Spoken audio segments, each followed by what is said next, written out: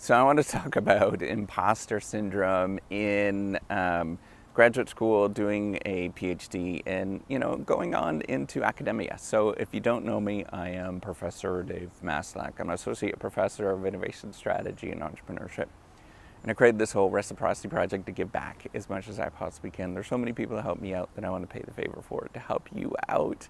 So imposter syndrome is a real thing, and we all sort of experience this. So the idea behind imposter syndrome, and I'm kind of an armchair kind of person in this area. I don't necessarily know the literature that well, but basically the idea is that you feel like when you're performing a particular action, you feel like you don't belong there, and you feel like you're kind of, a sore thumb, I guess, within that environment. And I want to tell you this: I feel like an imposter all the time.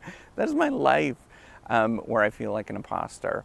And I don't think this feeling ever goes away, no matter who you are and where you actually get to. And I think part of it has to do with our sort of responses and how we deal with, life in general, right? So part of it for me, I know that I am we've got fight or flight responses, right? So I'm the flight response. That's my natural tendency. So I'm going to feel like an imposter in that particular scenario. But then there is other people that have that sort of fight response, and then they're going to sort of rise up to the challenge and push towards something whenever they're stressed. And so for me, I think, what we have to remember with imposter syndrome, it is just us kind of evolving and getting to a certain stage. And it's kind of a weird scenario that you yourself don't necessarily change. Like, I don't change. I still feel very insecure. This still feels really weird. I've done this, thousands of times now, almost 2,000 times now. I've done a video for YouTube and put all these kind of things up. I've talked in front of thousands of students. I have done research now for 20 years at this moment. But I still feel like an imposter doing all of those things. I still feel like I don't belong and I'm an outsider.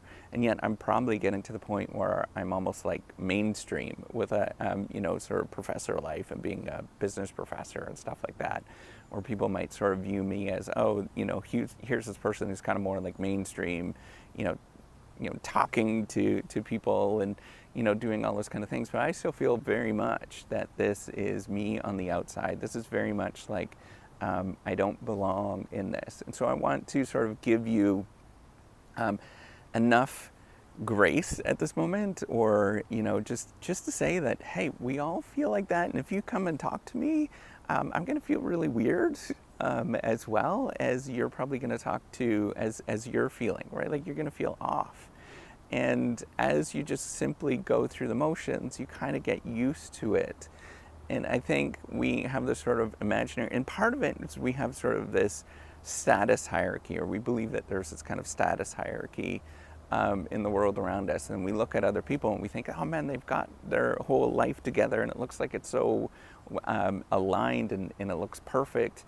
And we definitely see in academia, we've got these sort of very much these levels, right? We move up from, you're a master's student, and then you're a PhD student, and then, or you're an undergrad, a master's, PhD, and then you're assistant professor, associate professor, full professor, eminent, super, super Rodriguez professor, whatever you might want to call after that. Like, we kind of have these sort of stepping stones, and we look and we see that, oh, that person that's in that stage a little bit ahead of me has it all together, and it looks like they've got their life together, and they're simply going through the exact same experiences.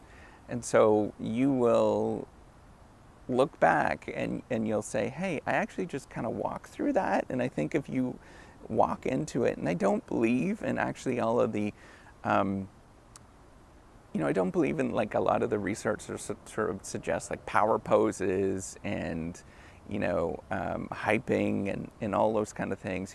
Power pose where you're supposed to go like this. In fact, it was debunked. But and that's supposed to give you sort of power if you go like this before you go do different things.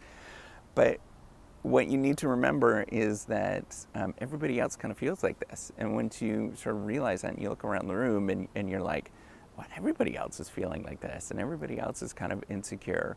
And you do get nervous. I get nervous every time I talk in front of a classroom. I don't, I feel like I'm really stupid every time that I give a presentation, especially with other academics that are there. I feel really stupid. I feel really like nervous. I get embarrassed. I very much do that. If you see me, you'll know that I'm kind of like a nervous person in front of a larger crowd, and that's kind of my social anxiety that's coming out. And all of those kind of things kind of compound, and what you have to just simply do is just go into it, know that there'll be 5 minutes or 10 minutes where you're like jittery and off and kind of weird, but then it kind of disappears a little bit, and then you run on you know, you run on the feeling of high, basically, for time, and then when you go home, you kind of decompress. Now, maybe if you're an extroverted kind of person, you might have a different experience, but I think most of us probably have this kind of very much this experience. And so, if you're feeling like an imposter, give yourself some grace. You're totally normal, and I think everybody else is in this situation too. What I've realized is that people that sort of look like they have their life together, it's a total false. It's so just a load of crap.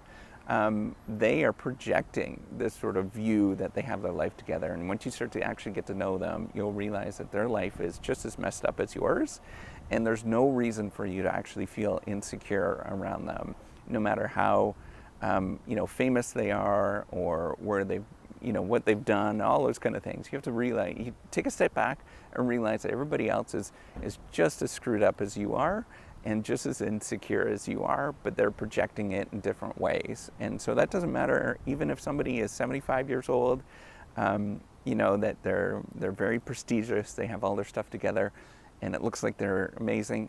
They're nervous. They're wrecked just inside too. They've just kind of repeatedly done that. So one thing that you will know is, when you go and present, the first time that you present or the first time that you do something, you're gonna be shaking like crazy, very, very nervous. But if you do that repeatedly, the sort of nerves get controlled a little bit, but you're still shaking inside. That doesn't disappear. So just know that it's part of the process and kind of lean into it.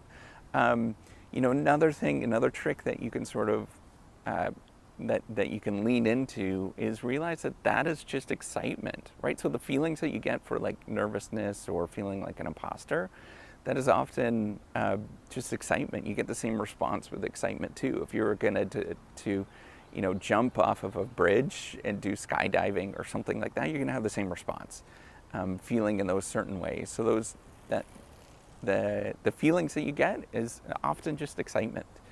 And once you actually go through that a bunch of times, that kind of diminishes a little bit. You still get that sort of feeling, but no, it's just part of your life when you do that. And you could do it just repeatedly. Try to get your stress levels up. Go out there, go do your thing, and just repeat it over and over and over again until you actually get there. And that's really it. There's not a lot to it, and then the imposter syndrome, don't expect for it ever to go away. It's kind of like, one thing that I thought was like, I thought that being attracted to females would sort of diminish over time, is probably the same thing as you, but it doesn't, right? Like the human brain is programmed in that way. So I thought like, once I get a certain age, all of that stuff disappears. It doesn't. And it's the same thing as like the imposter syndrome. It's never going to disappear. It's your brain. It's wired in that same way. And just, realize it's just part of who you are, and be proud of it. I think that's something we have to sort of flip around and know that those weaknesses or things that you feel very insecure about, or like you're not there, flip it around and realize that it's actually really a strength. That's quite awesome that you feel like that. That means that you are that you're learning, you're growing, and you're developing, and not only that, but you're treating that situation very seriously, and that is a wonderful thing. So I think I would be proud of the fact that you actually have imposter syndrome. I think you're well on your way to doing super cool, amazing things. So with that, give me a thumbs up, do subscribe to the YouTube channel. Take care and have a wonderful day. Bye-bye.